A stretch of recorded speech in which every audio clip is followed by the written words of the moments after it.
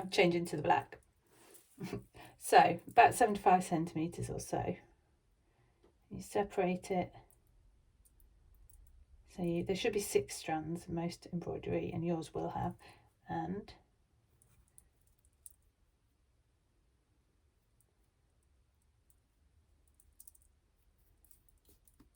the neat trick I was shown doesn't work for me.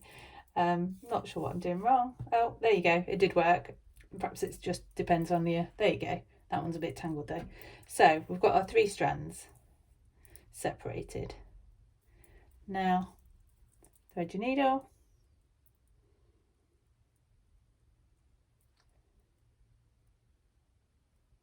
And again, oh, I didn't get them all. One sec. Just cut this end so that it's level. Sometimes one of the hardest ways to thread your needle is because you haven't got that end straight. So all 3 through this time. And you don't want to sew them together, so you want to keep one end longer than the other. And again, we'll do that knot. So if you lick your finger and then roll it and then pull the loop down, and you end up with a sort of messy knot. That's fine because it's going to be at the back. The first stitch I'll show you is back stitch. You may already be familiar with it, and I will do it from this end. Just checking the video is okay. And when you pull it through fairly slowly. If you go too fast, it does tend to tangle. And what you can do as well is hold that there so it doesn't tangle. So your first is just a stitch, and then you're going along a little bit. Now you can do this like this, so you just come through and then you're going back where the first stitch was. And again, if you just hold the stitches down, it will stop them raveling up. And I find with this stitch, personally, the shorter that I do the stitch, the easier it is to make it a straight line. I'm doing this very quickly, so I'm not really paying attention to whether it's in a straight line. I think the first one wasn't so good. The other way that you can do it is come up from the back, and then if you just hold that to one side with your thumb, you can go, you want to try and go in exactly the same place as that other one came up. Then you can go forward to your next part, oh, she says, in one neat stitch. So it's slightly quicker, and it means you've got the thread on top, so you can sort of stop it from unraveling. And then you can go back into that same stitch. So that you get why it's called back stitch, because you're going back. And then forward. The only thing I find with doing it that way is it does tend to make your fabric loosen a little bit, but we can sort that once you get further along with the project. So personally, I think I prefer it's slower, but a little easier maybe when you're starting out. Yeah, just remember to pull fairly slowly. Don't sort of pull it all the way through, because you will get tangles.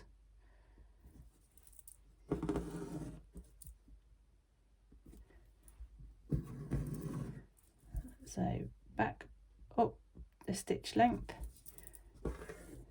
and then down. And you just want to keep making sure your thread isn't going through double. And I will do it that way, just because it's a bit quicker. Like that. And it is, I do think it's less likely to tangle, or you can see the tangle come in, and it's definitely a lot quicker.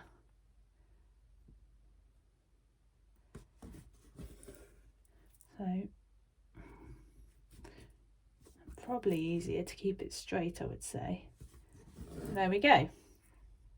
And then I won't do it all the way to the end. Once you've finished, that last one goes all the way through and obviously doesn't come back out to the front. And then I just go under a stitch, wrap it round once, maybe twice, and then pull it, and you've created a knot. And then you can cut that off. and that's your back stitch. Not very straight. I can also show you, I'll do it with the black again.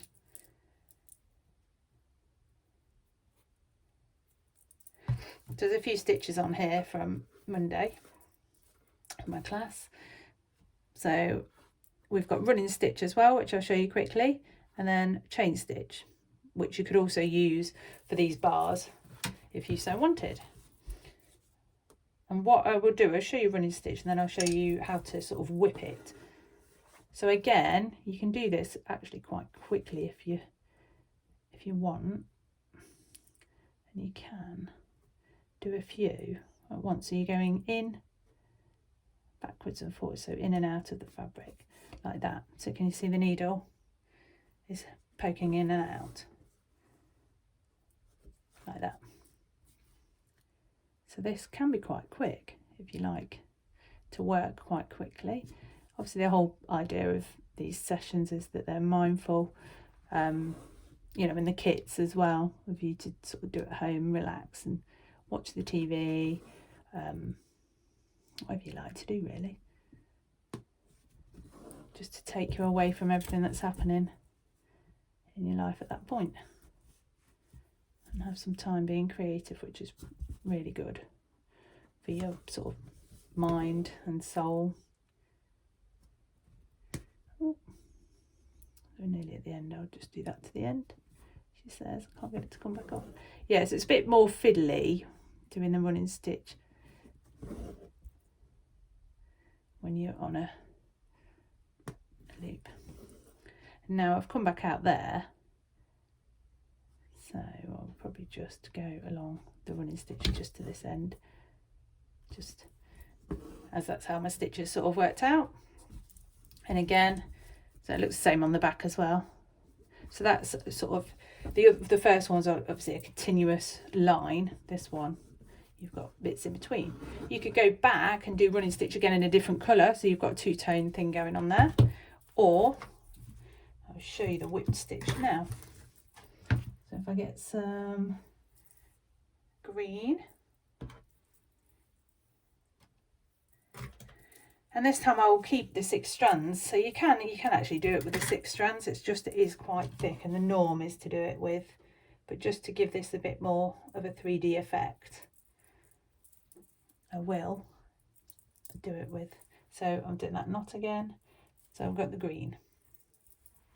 So what you want to do is come up beside the stitch, and then you'll go in, oops, underneath, she says, underneath like that, and then the next one you go under. So it's really quite effective because it gives you this two-tone look, and it's just, you're just sort of looping it around, so it's a bit like a whip stitch but just going under the black running stitch that I did earlier.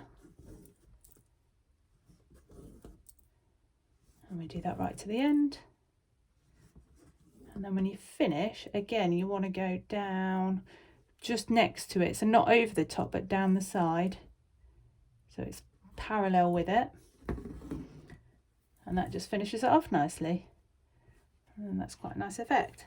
And you could do, one of my students did, she did hers with black, the running stitch, and then she's going to just gradually go darker with her colours as the seasons change, which I thought was quite nice. And then we just finish it off as we have the other ones, and wrap the thread around. You can just do it once, it just creates a knot, and then if you just hold it you get a knot, and then you can cut it off. And I will quickly show you with the same thread, I will show you the chain stitch. Again, make a knot, I will do chain stitch. I'll go from the bottom this time, so I want my loops to be upwards.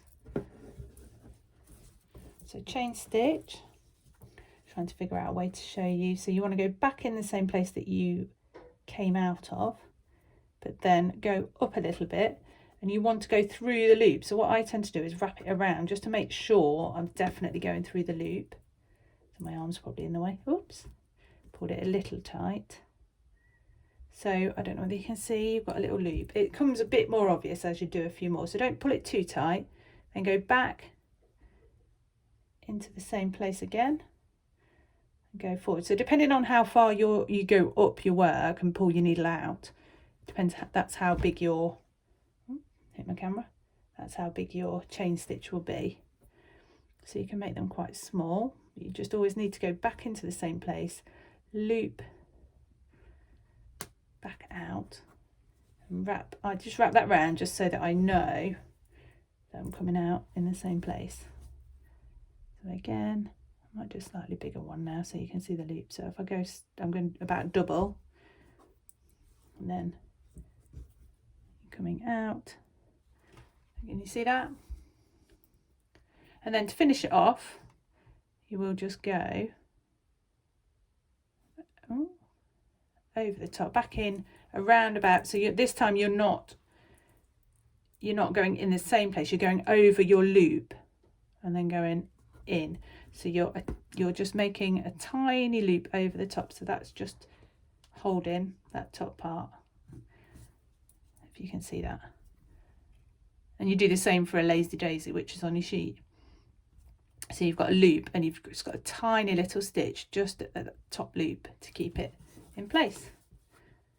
So that's quite a nice stitch to give you a bit more interest.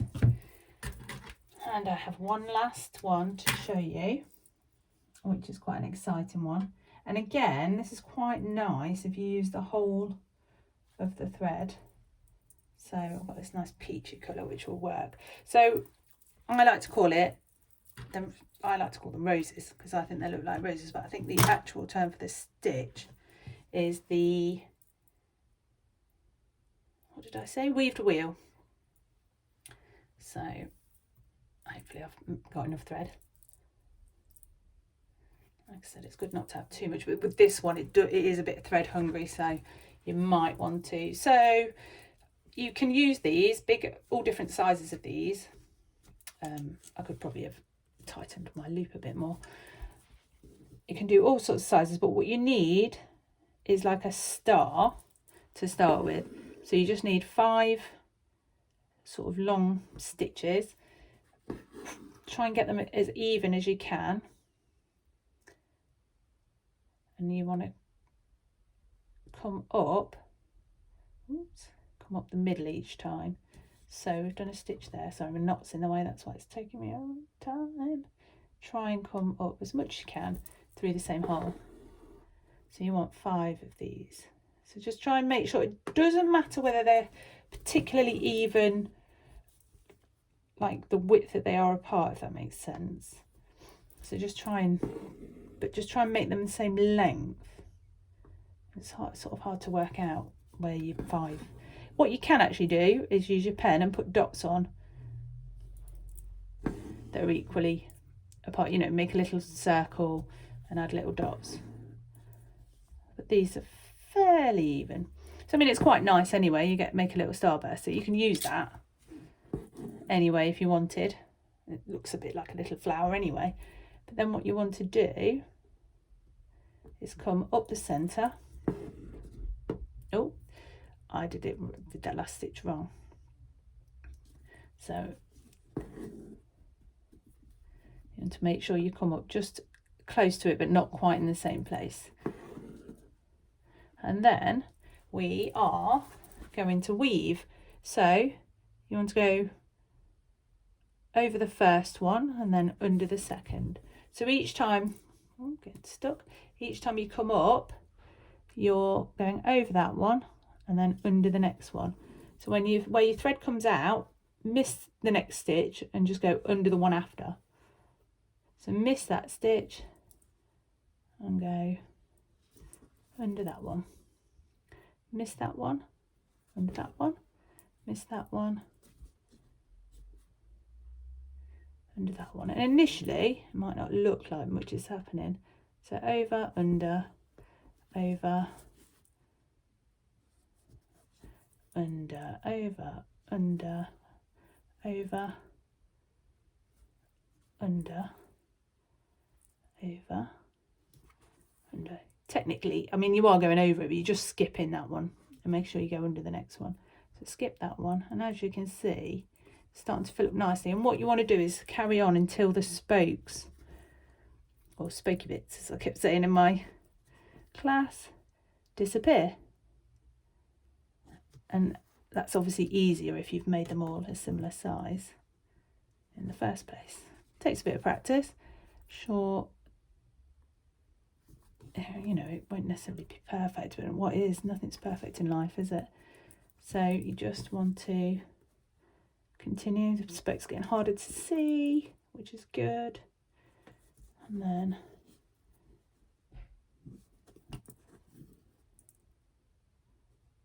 so maybe one more round if I can find the spoke. So mine aren't 100% even, but it does even itself out if you just keep going until you've covered up all the ones you need to cover up. That's probably the last one. There you go. All the spokes nicely covered, and we've got a weaved wheel like a rose. Then you just pop your needle back through to the back as close to the, you don't want to see that you've done that, and then again just secure it at the back. So I just pulled that through that time, and then yarn around and pull the loop through, and you've made a knot.